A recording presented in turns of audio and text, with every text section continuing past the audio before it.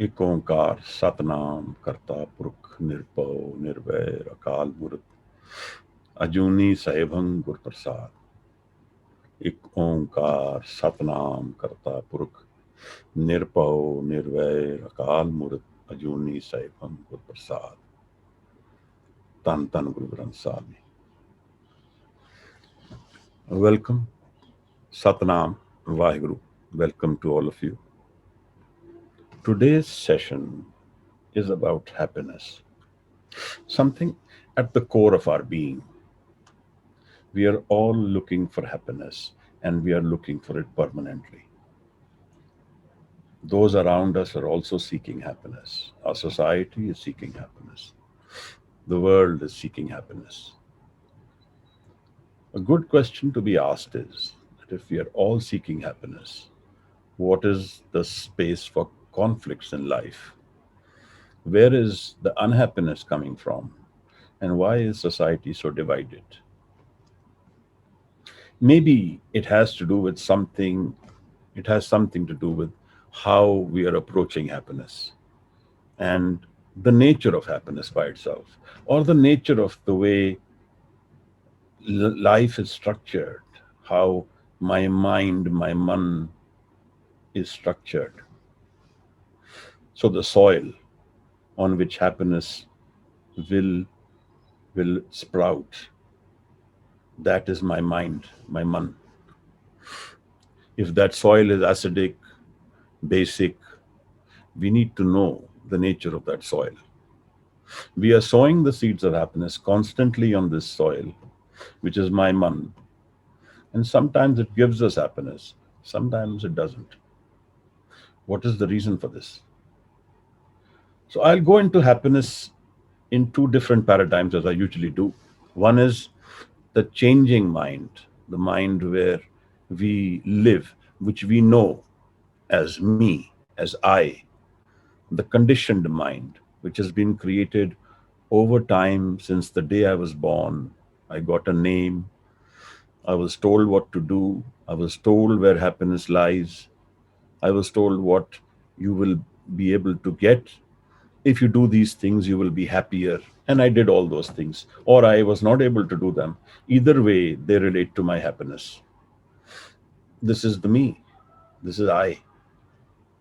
As it exists today, this is what I know as me. So, where is the relationship between happiness and me in this man? And is there any other man? Is there any other sphere of the mind which needs to be explored?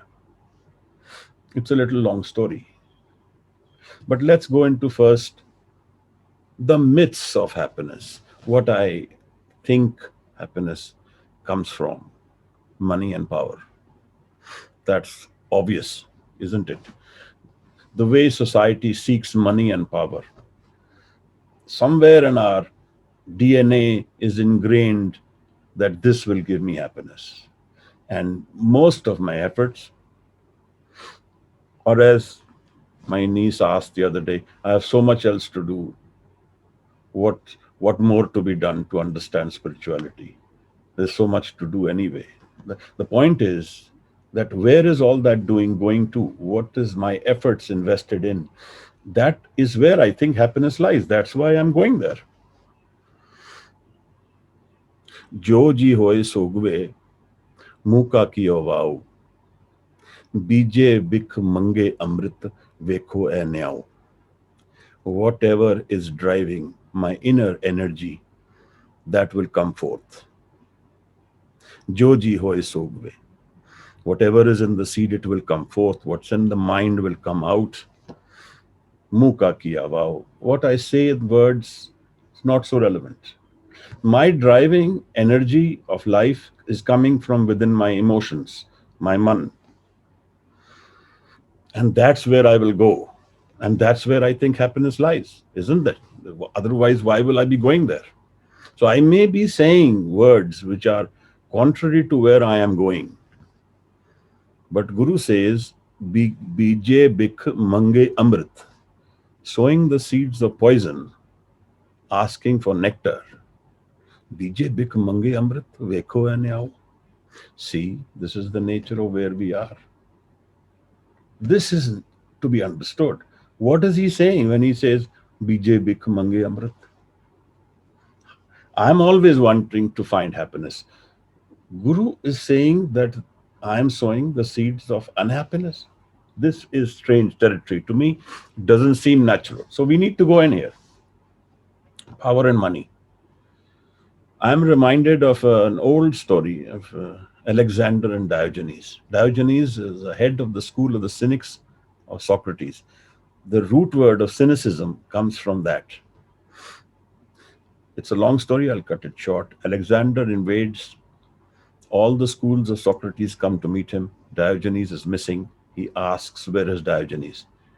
And quickly he is taken there. Diogenes is lying in his tub. He used to live in a tub. So he was lying in his tub, dirty, filthy, torn clothes. And Alexander announces himself. So does Diogenes.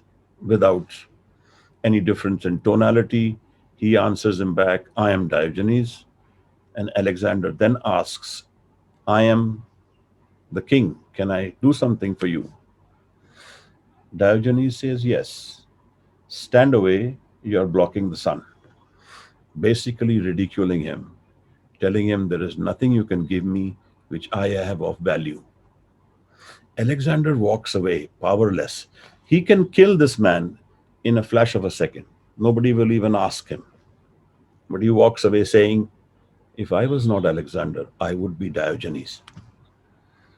What did Alexander see in Diogenes that he found so impressive that he, the most powerful man on earth, said, I would be Diogenes if I was not Alexander? What did Diogenes have who's in torn clothes, who's disheveled, no money, no influence, no power? He says, I would be Diogenes. This is the key, maybe, to understanding life better. Money and power may be means, but do they guarantee happiness? Do they assure us the kind of return we are looking at? Needs to be understood. Money, power, knowledge is the other thing. We assume that he who is more knowledgeable, who is more better read, is happier. Guru says, Pad pad gaddi ladiye, pad pad gaddi pad padiye saath. And in the last line of this parable, he says, Nanak lekhe ik gal, hor home chakhana chak. Guru is saying, just reading and facts and figures of knowledge do not get me anywhere. There is one key to this whole creation which needs to be understood. Nanak lekhe ik gal, hor home chakhana chak. So this is the other myth. Knowledge is happiness. Guru says there is something relevant here missing. Nanak lekhe ik gal. This ik gal, this one thing, I think needs to be explored. What is this one thing which Guru Nanak is saying is relevant and key to my entire foundation of life? Am I missing that boat? That Guru is saying is the key. Am I on that boat? Maybe that's the difference in happiness and sorrow in life. And what is this boat? What is this nature of what Guru Nanak is saying needs to be visited? We need to all understand it. Then what else happens in our myths of foundation of life? Wishes. We wish everything which I wish is done. If this happens, this happens, this happens, I will be happier. Maybe momentarily. Maybe momentarily. But the nature of that soil, again, I will remind you, is not that stable. We are sowing these seeds of happiness in a very unstable mind. So we wish these things happen. We know of kings, of royalty, who had everything at their service. Everything they wished could happen. They were very unhappy. There are many examples. So then, Guru says, Hukam kiye man bhavde, ra pide agge javna. I desire from my mind from my man, from my ego-centered mind, and I enter a very, very narrow valley ahead. No options. I have to then reap that harvest I have sown. We are talking about soil, sowing the seeds of happiness.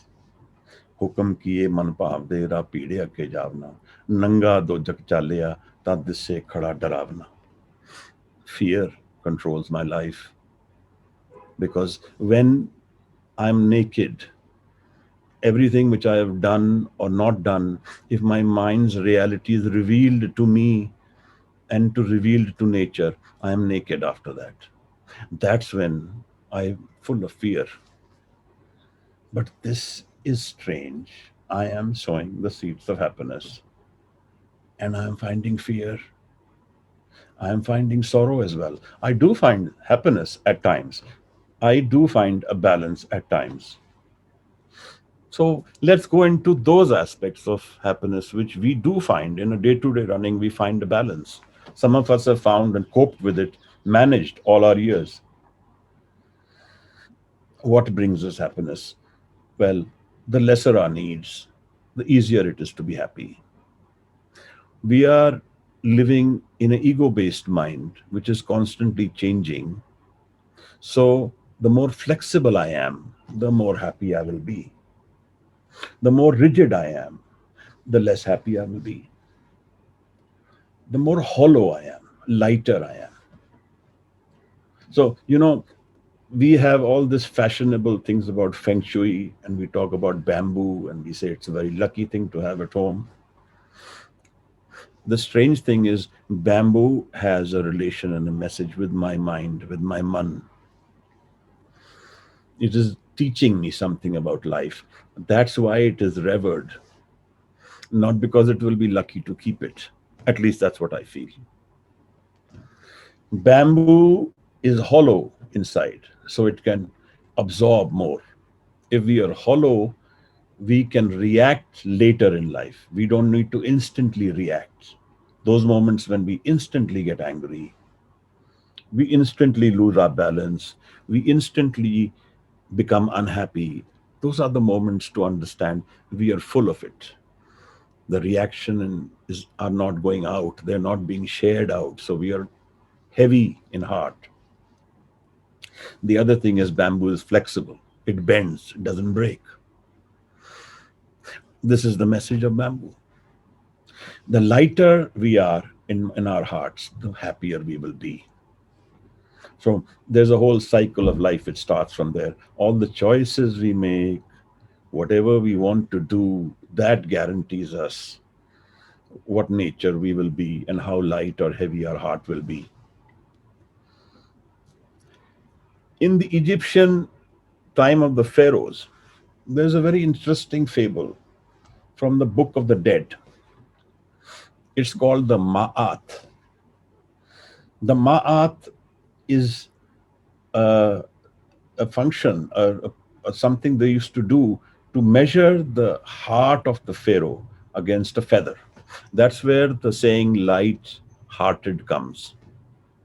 So they would weigh the heart of the pharaoh against a feather, or of a person, so to say, against a feather. If this heart is heavier, then it's a heavy heart. It has no afterlife. It gets gobbled up by the Nile crocodiles. But if this heart is lighter than a feather, and a feather is heavier, then there is an afterlife. Then there is an honor. And then there is something beyond death. It's very interesting how the heart is being related to afterlife. Because we don't assume that the afterlife has anything to do with how I'm going to live. But this is how the Egyptians figured it out. And I think that's a very big message for us all. What is the state of my man? What is the state of my mind is what will govern what is my destiny in afterlife. That, I think, has a big message. So the lighter we are, the more sharing I do, the more friends I have. Well, the more I can talk to someone and feel I'm understood, that the person has not judged me, that can turn lives around.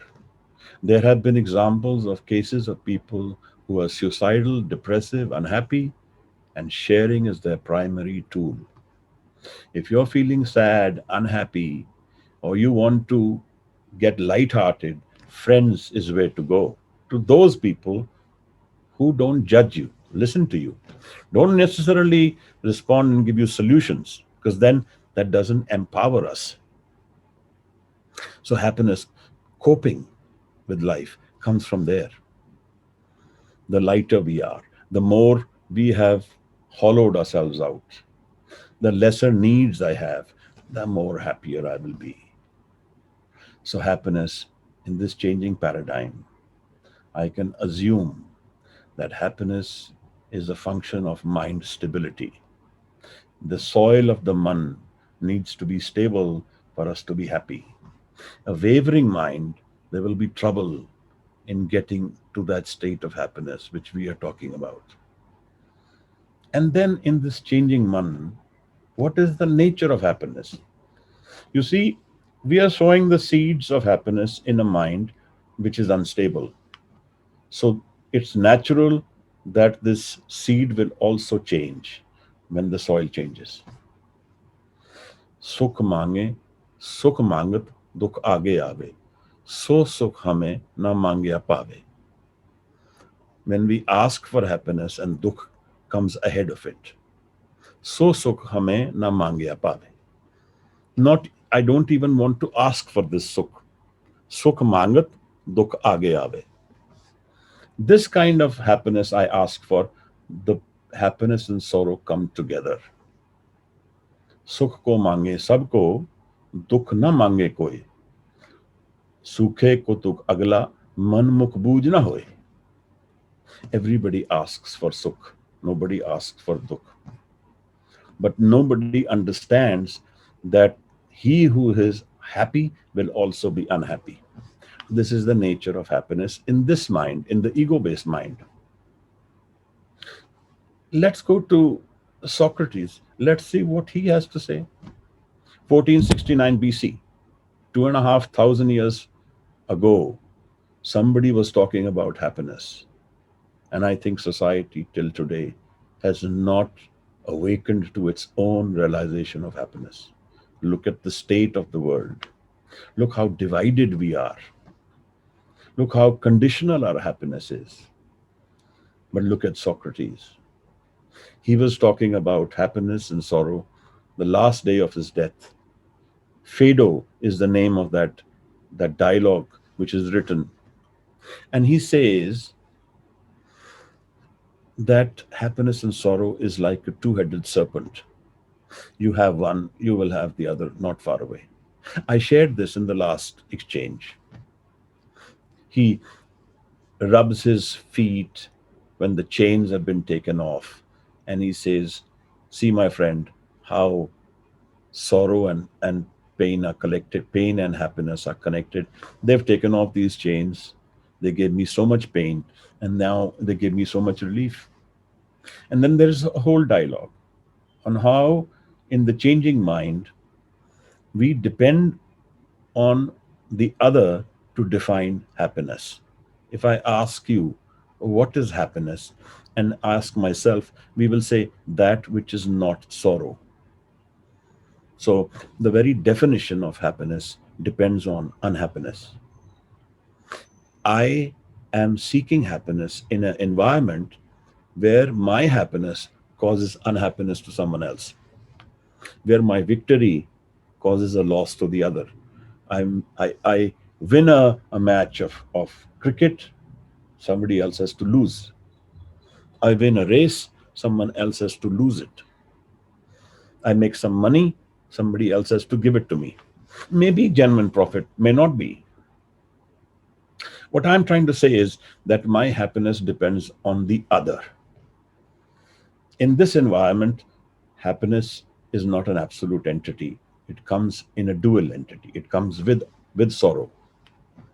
So if we are going to be saying, why am I unhappy? The answer may be in seeking happiness, I'm finding unhappiness. My desire for happiness brings unhappiness to my table. That's the strangest thing I've heard of happiness. My desire for happiness brings unhappiness, and I am seeking this with all my energy. So I'm actually going after unhappiness in the same intensity with which I seek happiness. My table will have both these entities, not one of them. This is the nature of this soil. It's nothing to do with what I am doing wrong or what I'm doing right. We have not understood that this man, which is the ego based mind, has the other in it always. It's not a unified entity, it's divided. So you see the world, it's all divided. Some parts of the world are happier, the others are punished. Some of us are very elated, some are suicidal, some are feeling happy, while the other are pained. So, why is there so much pain when all of us are seeking happiness? In the American Constitution, they say the pursuit of happiness. And then what's happened to the American society? Is there a pursuit of happiness there? Is there such a nature happening? Or are we more dependent on depressants? Are we more dependent on sleeping pills to get to sleep? So we need to have a look at this concept of happiness, which we are trying to understand, because this is at our core. All my life, everything I've done, everything I did about my growing up years, when I got into a family, looked after my parents, or did my education, all of this has to do with my pursuit of happiness.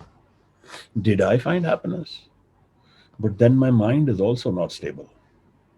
Health is another thing. We need to be healthy. If we are not healthy, there will be issues with our happiness. We may cope with it, but an unhealthy person, there will be that much trouble. So, wavering mind, unhealthy person, difficult to be happy.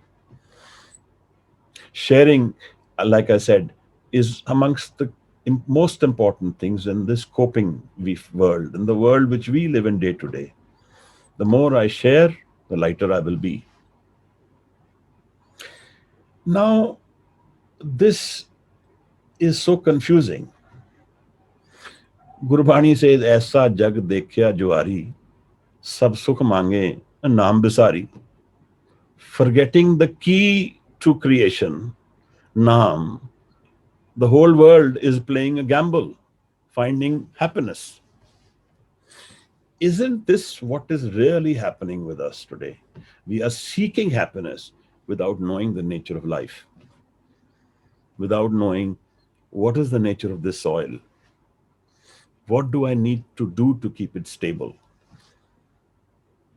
So, what do the people who matter say? Rumi says a very interesting thing. He says, if you work from your soul, you will find a whole river of joy. What is the soul?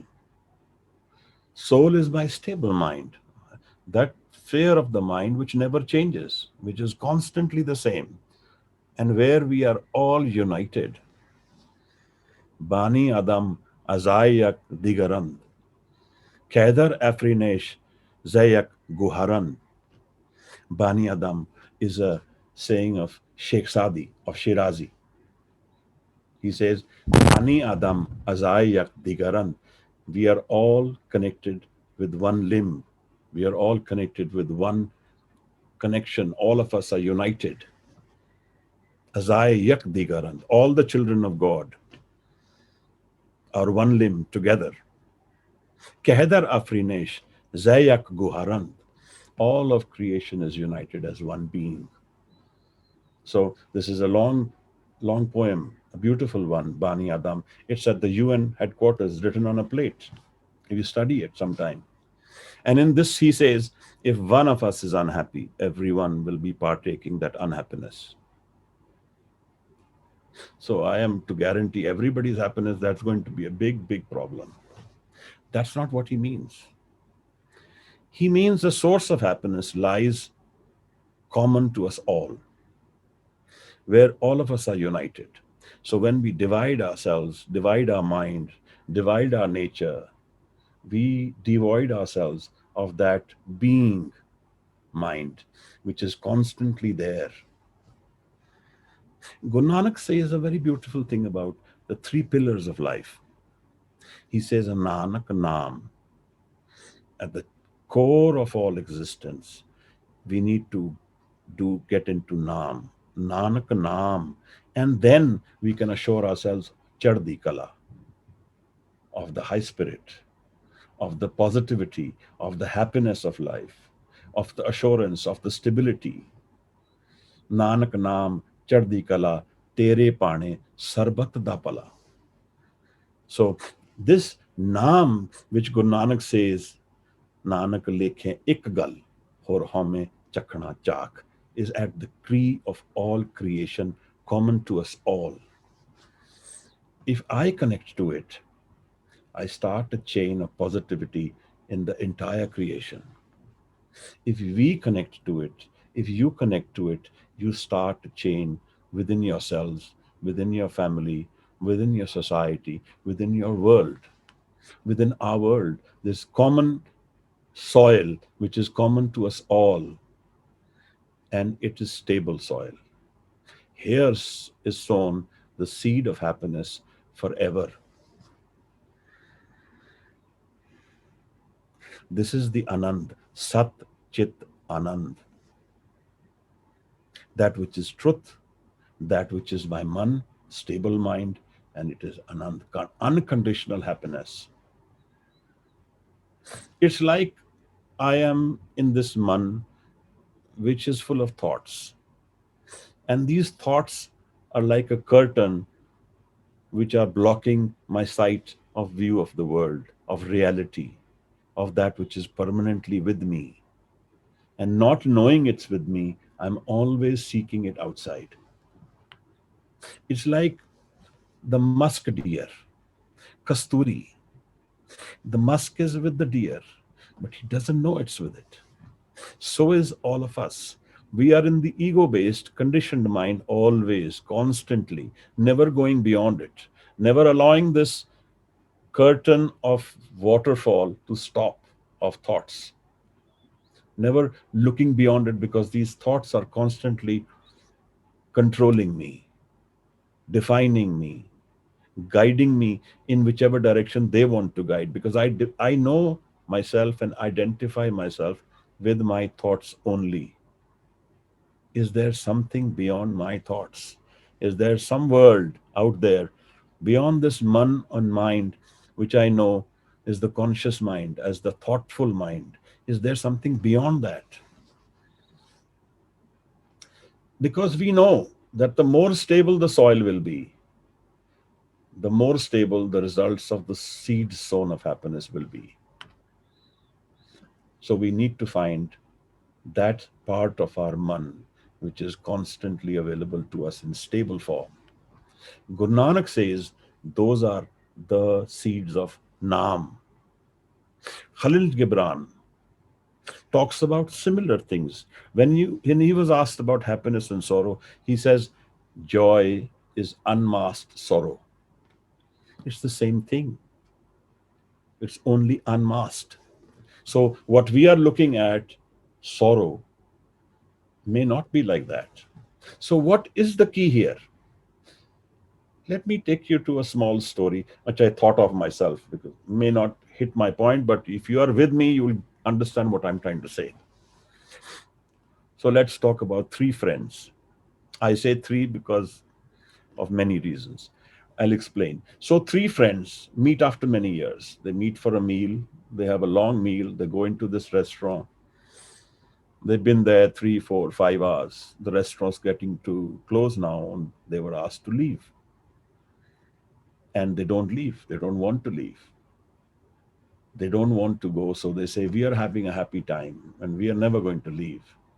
And then there is a fight brewing between them and the management, and everything gets torn up, the plates get broken, and people get beaten up. This happens to a very joyous meeting. What I'm trying to say is, if we go into a meeting accepting the good part of the meeting and assuming it will never end, then we are not accepting the complete truth of that meeting. Only that meeting will be joyous where we have accepted separation as its conclusion. We know we are going to go away in some time. This meeting will be separation also. This joy will become sorrow also. This gain will become loss also. This is the nature of the physical world. If we live in assumptions, we will be full of fear. That's what happens when we are more divided, more conflicted, more fearful about life. But if we accept life in totality, that is, first we are aware of life, we know that all our meetings will have separation. If the mother who's brought in a child into the world is aware that one day there will be separation, then that acceptance will give us joy in enjoying the togetherness as well. Or else everything becomes acidic. So, if we accept only a part of creation, we don't accept the completeness, then we are asking for fear and assumptions where we are going to be in pain as well. A pain will keep coming to us to teach us that we have done something wrong. So, these are the brave people who accept totality and know the world in totality. They are the ones who actually know life in totality. Guru Nanak also says in Karam Khand, he says, these are the Surmas of life. Jodhe. They are the ones who've transcended beyond the ego mind. This is the invitation of life, my friends. Inviting us to the deeper secrets of life, which have been revealed thousands of years from now. Do you know, for over 1,000 years in the Roman culture, whenever this war was won and the procession was held, and the leader was in the chariot getting hailed for having won the battle, somebody will be whispering in his ear, all glory is but fading. All glory is temporary. This happiness which we are seeking in this physical world is temporary, but there is a permanent happiness. And for this, we need to find first the permanent soil in our man. This is defined in Gurbani as un man. So we can go into the chapter of man. It's a long one to understand. But what we need to do is work towards that. Because in a stable mind, will we be able to sow the seed of stable happiness? That's where I'm going to be happy and everyone else will be happy with me. It's a sarbat da pala. Everybody is good. Not my happiness, somebody else's sorrow. This is what is primarily happening in creation around us. Naam is the key to this whole lock, solution, puzzle, so to say. This is what we have learned from Rumi, from Khalil Gibran, from Sheikh Sadi Shirazi, from Guru Nanak. There is so much commonness in spirituality. The feelings of one are not different from the other. But how are we living? There is in Yudhishthir and Yaksh, there is a dialogue called the Yaksh Prashan in the Mahabharata, in which she is asked, Kim Ashcharyam, what is the surprise in life? And Yudhishthir says that the surprise is that all of us or all people go to see somebody's cremation and come away thinking they will never die. So the acceptance of death is the beginning of understanding life, because that is what will guide us into the permanent man which lives beyond death as well. So this is an approach. We can look at life as though I am the ego mind and I can live this mind. So according to my karams, this life can be dealt with and then it's done away. It's all gone. There's only few ashes remaining as the sediment, so to say. But if the seeking of happiness guides us into an inner realm within us, into a sphere of my man, which permanently exists with me, and which Guru Nanak invites us to look at, then we will really understand what is Ik Omkar, what is one, because there only lies the oneness in creation, and we can experience that, is what the Bani says. There we find our happiness, which is unconditional, and we also find love, which is unconditional.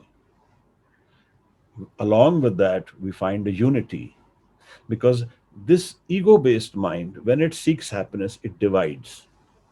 That's what has happened to creation. That's what has happened to the world. We've divided the world, even for the animals not able to survive. Even the plants are suffocating. There are millions and millions of hectares of ocean which are dead zones. There's no oxygen in them. It's our doing. It starts from my man, that I create a disaster which happens because I've conflicted my mind, and I've seen that maybe somehow I learned that maybe suppression and dividing society will give me happiness. And that's what leads to ultimately.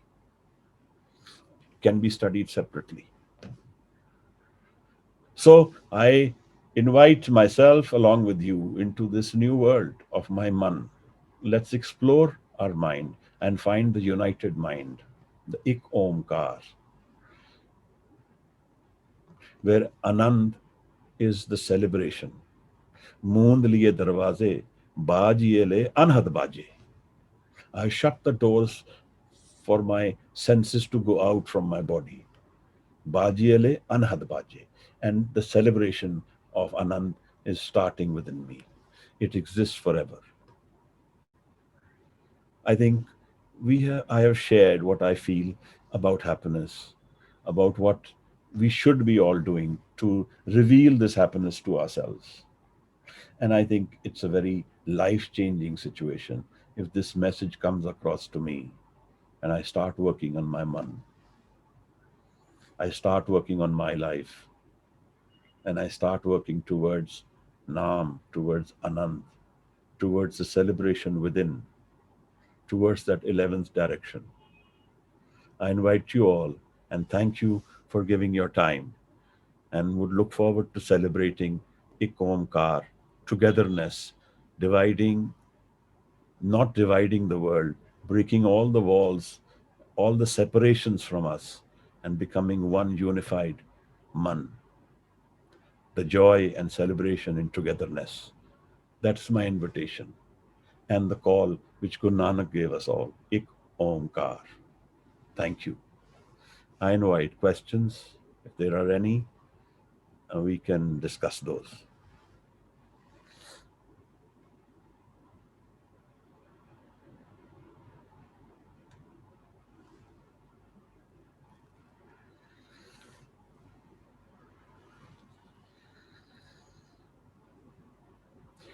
Anyone would like to ask any questions, you can post it, or then we can. Nobody seems to have posted any questions, so either nobody's understood what I said or everybody's understood what I said.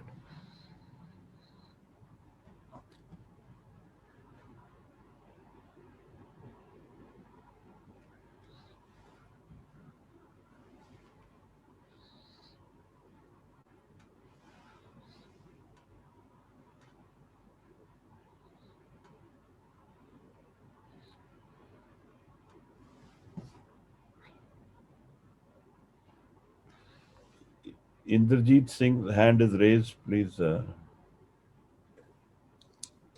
Vaheguru Ka Khalsa, Vaheguru Ki Wai Fateh. Khalsa, Wai Fateh.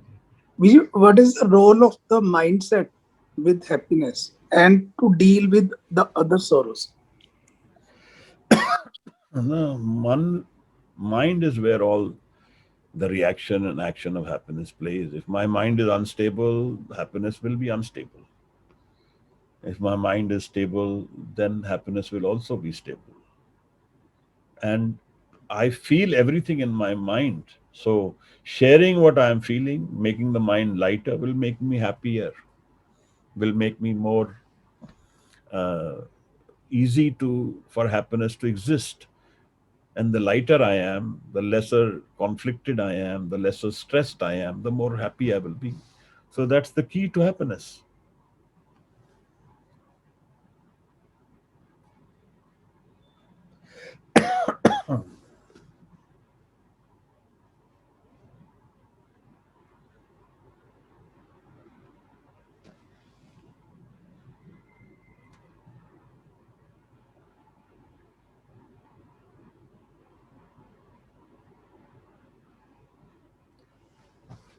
Harmeet asks, please share some tips to hold happiness longer.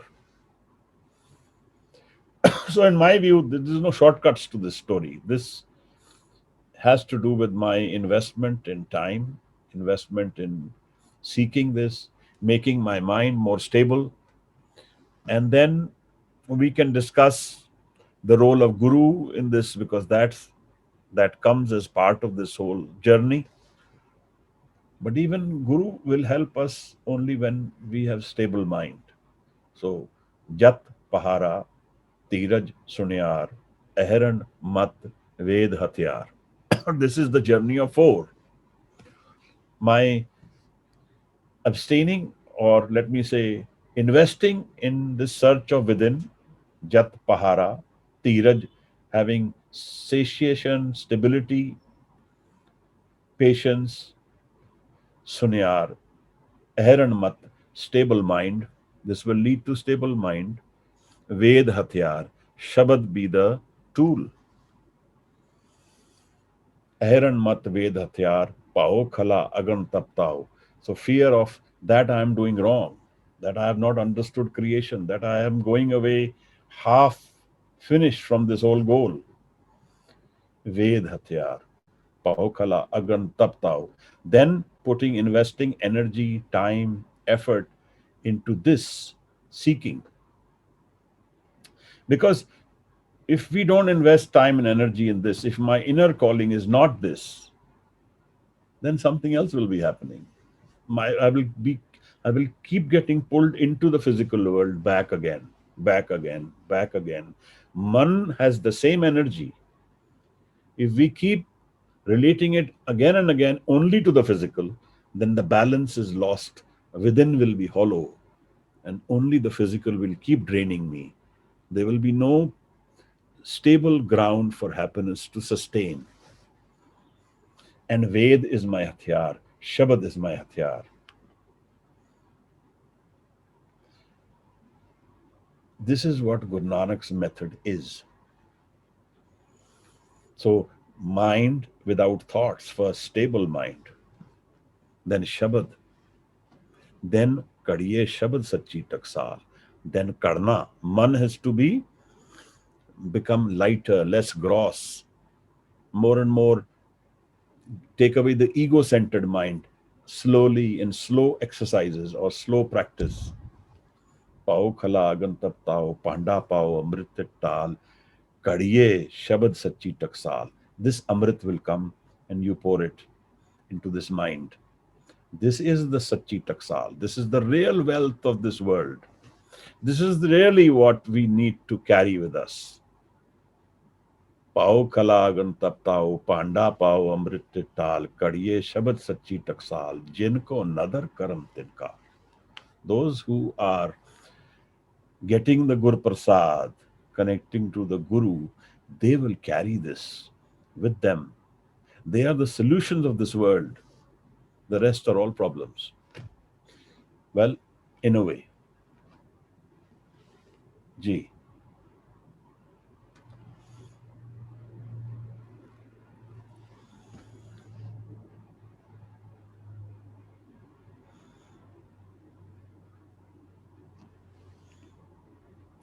any more questions?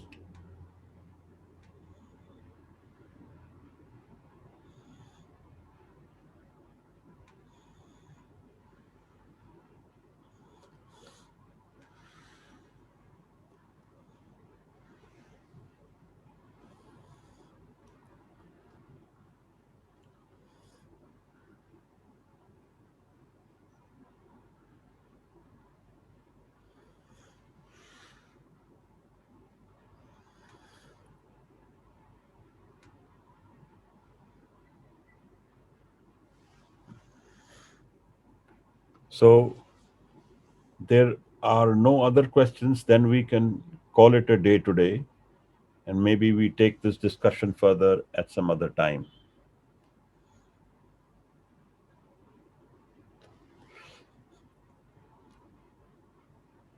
Thank you all for your presence. Appreciate your time and effort. Look forward to more such meetings. Thank you.